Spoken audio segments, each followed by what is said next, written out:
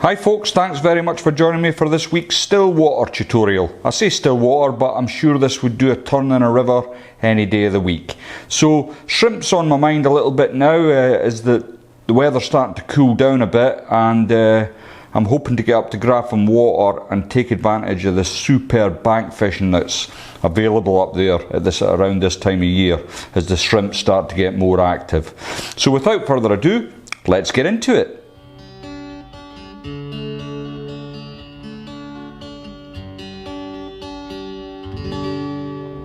So in the vise is a Hanak H360 barbless hook. This one's at size 10, and as you can see it's in black nickel and it's on a medium wire. So first thing I'm going to do is add my thread. I'm using the Semperfli Nano silk. This is at 12/0 and as you can see it's black. So first thing I'm going to do, as I always do with the nano silks, is get a tiny spot of super glue onto the shank of the hook and just spread it with your thread and start bringing a layer of thread up the shank. Now you can do these shrimps in various sizes. I like them on the big side. If you see them in the water, you'll note that they're a fairly big beastie. So first thing I'm going to do then is add my front feet, if you like, feelers. So all I'm going to do is I've taken a feather from this partridge cape and I've just got it here and I've cleaned away all the fluff. And what I'm looking for is about 1 centimetre's worth of fibres from the front here.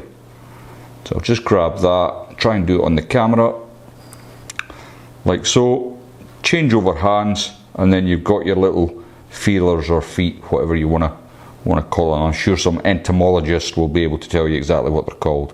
So I'm going to dress that up, and I want them to protrude again about 1 centimetre past the bend of the hook, like so. Then I can tidy that all up all the way back, and then I'm going to come back approximately 3 millimeters or 2 millimeters back from where I've just tied in this material. Next I'm going to add my eyes, and what I'm using for the eyes is some of this 30-pound mono. Now I've already taken a little bit off, cut about, it's probably around 1.5 centimetres, and I've got some needle nose tweezers that I use for this job, and I'm going to capture them in, and I'm just off camera getting them as even as I can. So I've now cut them in like so, and I'm going to dress up my lighter and create my 2 eyes. And I find these quite lifelike actually once you've melted them. Give them a couple of seconds to dry. Don't immediately try and take them out of the tweezers, or what you'll find is they're stuck to your finger, and it hurts a little as well, I've got to be honest. So give them a second and then you should be able to remove them. Now I always find the easiest way of tying these in is to lay them on horizontally initially and just get a couple of wraps over the top, and then use your finger to manipulate them into position. So if you bear with me 2 seconds. Oh.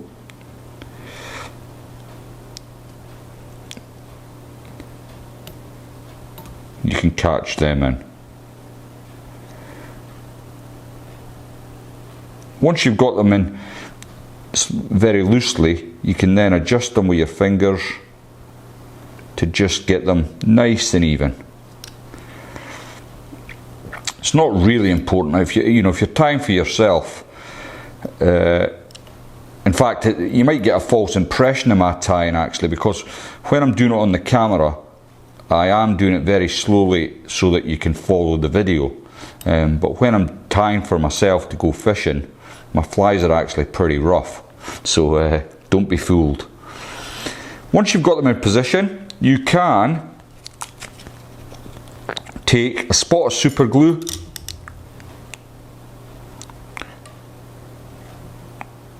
and just touch that in, and that'll just secure them to stop them spinning round the shank. Okay, so next I'm going to tie in my shell back, and what I'm using is some fine stretch 4mm orange flashback from Troutline. I've got a little bit that I've got here, and what I'm going to do is cut a small point in at one end, like so. Then I can bring my thread over the top and tie that in. Just catch the very tip if you can. Once you're convinced it's in place, really start to get some pressure on it. Stretch it out. Bring it all the way up and over. Just using my thumb to hold that down, and I'm going to get approximately 4 wraps in front of the eyes. Now if you bring that back, what you don't want is any of your thread showing just at this part. So that's looking not too bad. Next I can bring my thread back to just behind the eye, and I've parked it here. So what I'm going to do is take a little bit of Fluro Carbon when I find the end and add that as my rib. So I'll just catch that in on my side. He says as it rolls round to your side and goes wherever it likes. It's always good to have maximum control while you're tying. Bring it up, and I'm about 2mm from the eye now. I'm going to stop. Okay. Holding your thread out of the way, bring it round to the front, just to where your shell back's going to start. Next, we're going to add our dubbing. I'm using some of the Trout Stalkers dubbing, and this is the Tweaked Natural. I've got some out of the packet already, and if I can just get my rib to behave, I'll be able to dress up my dubbing and get some on. Now what you want with this, it doesn't have to be a pronounced taper really, but you do want it a little thicker at the head end than you do at the back end of the fly. So I've just got that in place, and I'm going to just hold that out the way, and I'm going to get 3 turns in front, and it might not be 3 for you, just depends on how much space you've left.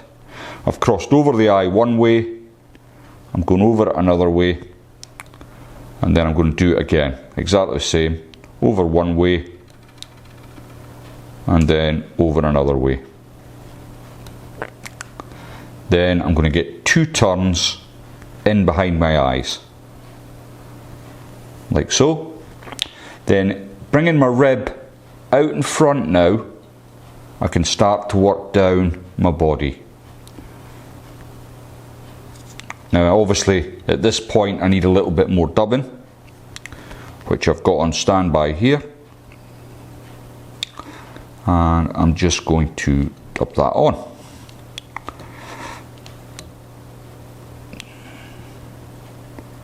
It dubs on so easy, this stuff, it's really nice to work with. So I'll see how I get on with this. I might have to add a little bit more.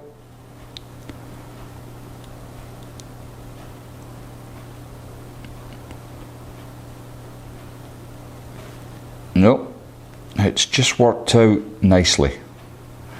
So I've left about 1mm from the eye of the hook. What I want to do next is come in with my dubbing brush and just gently tease some of them fibres off the top and down below, like so. Then we can grab our thorax cover here, nice and tight,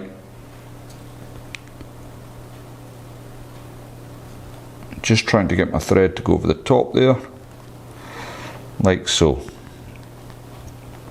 And I'm not happy with that because you can't see on your side, but I've trapped a little bit in, so I'm going to let that come loose and go back.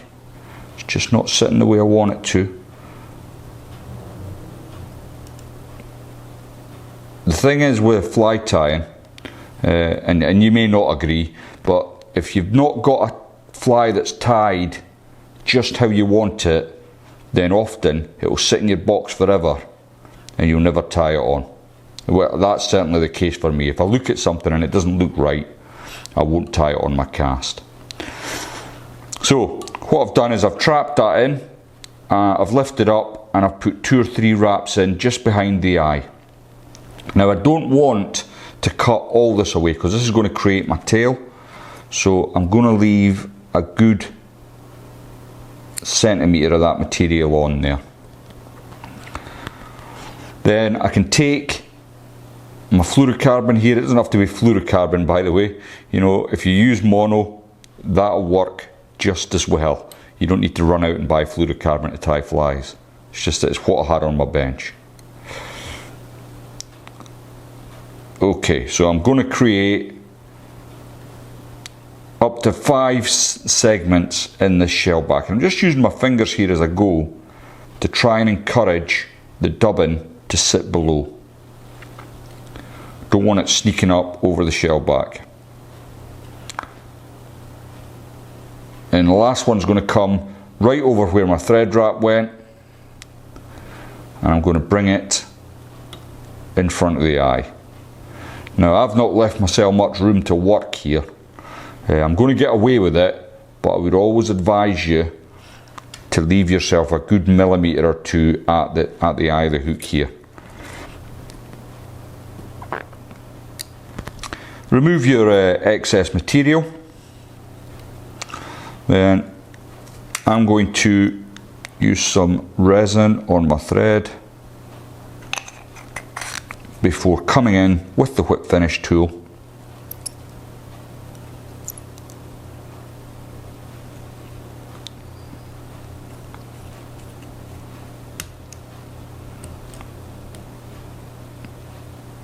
To finish off. Then you can remove your waste, cure off the resin,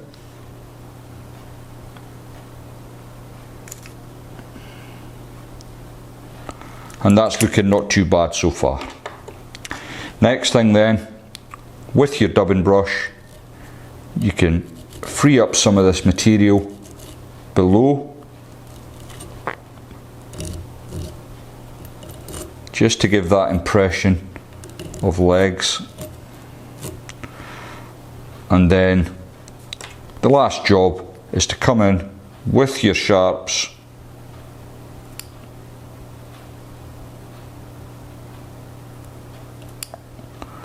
and just cut the end of your cord, and that gives a nice impression of a tail. And the job's a good one. So it's something a little bit different. I hope you enjoyed it, and I hope you get the chance to go fishing at the back end for them shrimp feeders. Thanks very much for watching. If you haven't subscribed to the channel, please consider clicking the button. It would be much appreciated, and I'll see you all next time.